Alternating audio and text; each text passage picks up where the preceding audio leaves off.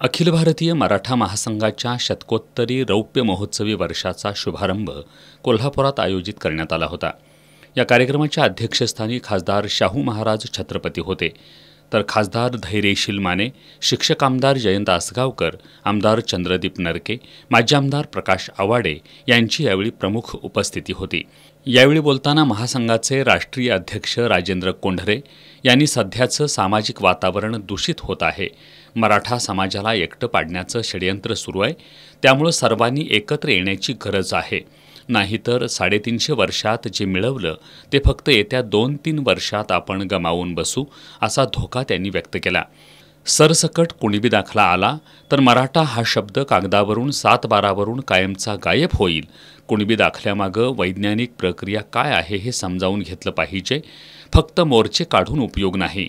देशातील अल्पसंख्येनं असलेल्या 4 जातींकडे देशातील 70% संपत्ती आहे, तर मराठा समाजाकडे 10% संपत्ती आहे। देशातील 3.5% लोकांनी एक संस्था काढून 100 वर्षात त्यांच्या 25,000 संस्था स्थापन केल्या आहेत। सत्तास्थानी सुद्धा ती संस्थाच आहे, पण मराठा विचाराला कृती दिली नाही, त्यामुळे मराठा समाज मागे राहिला अशी खंत कोंढरे यांनी व्यक्त केली। यावेळी बोलताना मराठा महासंघाचे राष्ट्रीय उपाध्यक्ष वसंतराव मुळीक यांनी आपण 1982 पासून या महासंघाशी जोडलो गेलो असून कैलासवासी अण्णासाहेब पाटील आर्थिक विकास महामंडळ आणि सारथी संस्था निर्मितीमध्ये महासंघाचा सिंहाचा वाटा असल्याचं त्यांनी सांगितलं। मराठा भवनचा प्रश्न गेल्या 12 वर्षांपासून प्रलंबित आहे।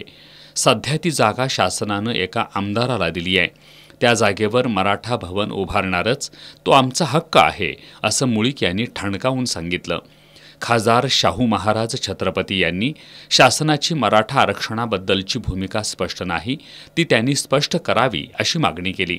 कोल्हापूरमधील मराठा भवनसाठी जमिनीचा प्रश्न सोडवू असं आश्वासन देत मुंबई आणि दिल्लीत सुद्धा अशा पद्धतीचं भवन झालं पाहिजे अशी अपेक्षा त्यांनी व्यक्त केली।